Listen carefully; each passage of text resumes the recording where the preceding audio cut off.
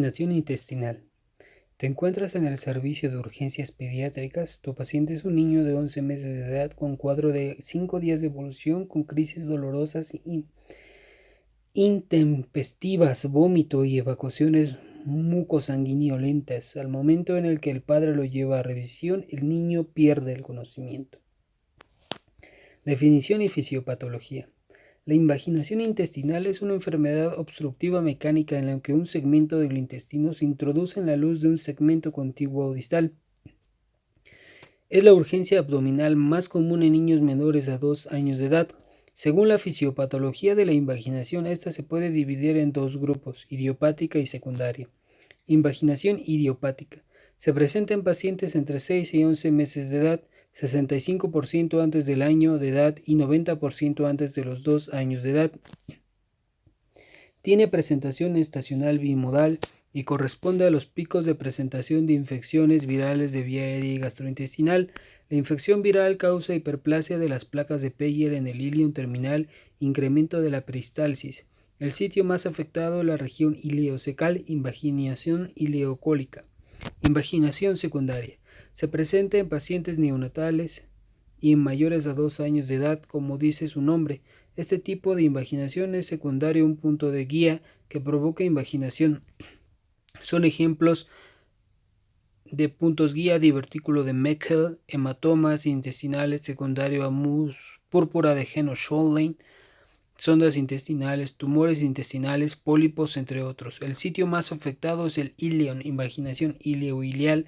Se cree que la patogenia de la invaginación es secundaria a un desequilibrio en las fuerzas longitudinales de la pared intestinal.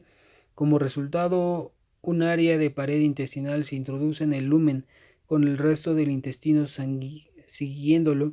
La porción invaginada, intussusceptum, se introduce por completo al intestino receptor, intussuscipiens.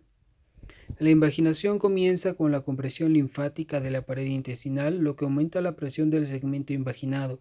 Al aumentar la presión, el retorno venoso del mesenterio del segmento invaginado se compromete, lo cual progresa a éstasis venosa y edema. Al incrementar el edema, el flujo arterial disminuye, con lo que ocurre necrosis intestinal. La mucosa es muy sensible a la isquemia por estar más alejada del riesgo arterial. La mucosa isquémica se desprende, lo que en un inicio produce evacuaciones positivas para sangre y después las evacuaciones en jalea de Grosella. Si no se trata, el proceso progresa a gangrena transmural y perforación del segmento invaginado. Cuadro clínico. El cuadro clínico característico de la invaginación idiopática, tipo de invaginación más frecuente, es de un paciente de 9 meses, antes sano, bien nutrido, que de manera súbita presenta dolor abdominal tipo cólico y crisis de llanto.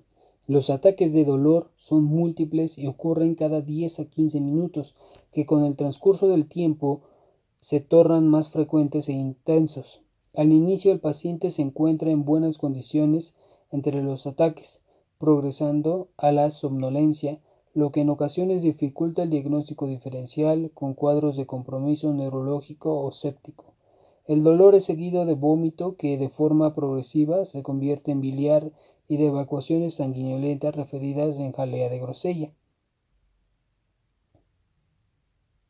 La invaginación secundaria se debe sospechar en pacientes con dolor abdominal, oclusión intestinal y presencia de evacuaciones sanguinolentas, aunado a una condición clínica predisponente o como diagnóstico diferencial de oclusión intestinal, sangrado tubo digestivo bajo.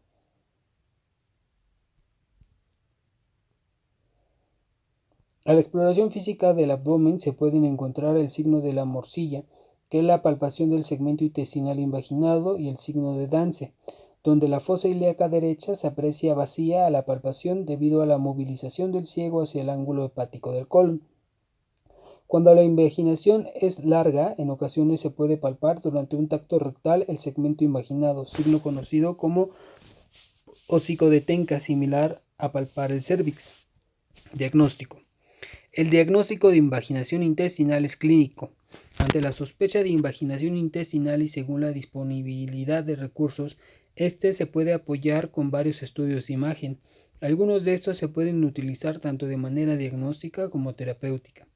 Es importante al abordar un paciente con sospecha de invaginación notificar de inmediato al cirujano pediatra.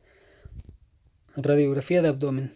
Se utiliza como estudio inicial en el caso de datos de oclusión intestinal y para descartar la presencia de aire libre peritoneal, lo que hace suponer perforación intestinal como complicación.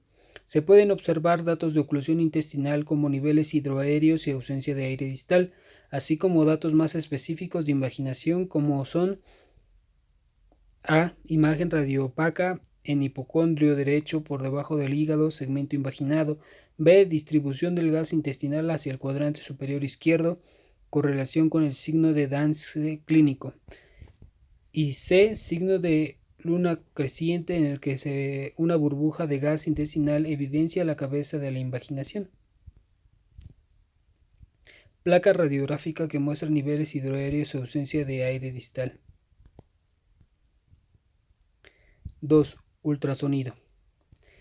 En la actualidad es el estudio de elección para diagnosticar invaginación intestinal. Se buscan 3 signos. A. Signo de diana u ojo de toro, que presenta un corte transversal a la invaginación. B. Signo de pseudorriñón, que representa un corte longitudinal de la invaginación. Y C. En modo Doppler, que buscan los vasos del segmento invaginado, observando en corte transversal, flujo vascular entre las paredes del intestino invaginado y del intestino que lo contiene.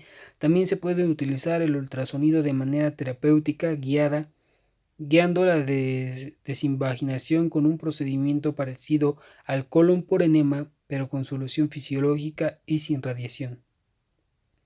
Ultrasonido en corte transversal muestra la típica imagen de diana o dona. Ultrasonido en corte transversal muestra la típica imagen en pseudorriñón. 3. Colon por enema. Su realización requiere experiencia del equipo de radiología. Este estudio es tanto diagnóstico como terapéutico. Durante el mismo se observa la obstrucción al paso del bario en el colon, así como el signo de copa de champaña. El bario se mete entre las capas del intestino invaginado. El bario se debe colocar a una altura de 1 metro sobre la cama del paciente y mediante fluoroscopía se observa la reducción de la invaginación, siendo exitosa cuando el medio de contraste pasa al ilion terminal. Diagnóstico diferencial. Malrotación intestinal con vólvulo, enfermedad isquémica intestinal, cólico, gastroenteritis, apendicitis, meningitis. En ocasiones la presentación inicial de la invaginación intestinal es con letargo o alteración de la conciencia sin algún otro síntoma que sugiera un proceso intraabdominal, por lo que en la evaluación de estos síntomas que no se explican por alguna otra causa habrá de considerarse esta patología. Tratamiento. El objetivo del tratamiento es liberar el segmento invaginado antes de que ocurra compromiso vascular. Una vez corroborado el diagnóstico, el tratamiento se debe ajustar según las condiciones en las que se presenta el paciente. Al inicio, todos los pacientes con invaginación intestinal deben manejarse con sonda orogástrica para descompresión gástrica, esquema de solución ajustado al estado hidroelectrolítico. Antibióticos, se recomienda triple esquema con ampicilina, amikacina y metronidazol. La reducción no quirúrgica mediante la presión neumática, aire o hidrostática, solución salina o medio de contraste por enema es muy útil en casos de invaginación ileocólica en pacientes estables. Puede realizarse bajo guía de ultrasonido o fluoroscopía. La reducción con guía ultrasonográfica tiene una tasa de 80 a 95% de resolución en los casos y evita la exposición a radiación de los pacientes. Se considera el procedimiento de elección en invaginación ileocólica si tiene la experiencia en el hospital. Para la reducción bajo fluoroscopía se prefiere el medio de contraste hidrosoluble antes el riesgo de perforación y peritonitis. El principal riesgo de estas opciones es la perforación intestinal con menos de 1% de frecuencia. La recurrencia es de 10%, puede manejarse de nuevo con reducción no quirúrgica. Si las recurrencias son múltiples es porque existe un punto guía patológico. Ante un cuadro clínico de larga duración, sospecha de perforación, necrosis o reducción no quirúrgica incompleta, se prefiere el manejo quirúrgico. La reducción manual se realiza durante la cirugía y, de ser necesario, la resección intestinal con anastomosis. Si se identifica un punto guía o no es posible realizar la reducción, la recurrencia es de 1% posterior a la reducción manual y casi nula posterior a la resección intestinal. El abordaje laparoscópico ya tiene un papel importante en el manejo de la invaginación intestinal, con una recuperación posoperatoria más rápida y un mejor manejo del dolor. La recurrencia de la invaginación intestinal en general es de 2 a 5% y esta puede ocurrir desde las primeras horas posteriores al procedimiento hasta meses o años después. El pronóstico de estos pacientes es favorable, con una mortalidad menor a 1%. Preguntas de guardia. ¿Cómo se debe hacer el diagnóstico de invaginación intestinal? Con una historia clínica sugestiva, paciente lactante, previamente sano, irritable, con vómito biliar y evacuaciones en jalea de grosella. ¿Cuál es el método diagnóstico de elección para confirmar esta patología? Ultrasonido. ¿Cuál es el esquema antimicrobiano que se utiliza como parte del tratamiento en esta patología? Ampicilina, amikacina y metronidazol.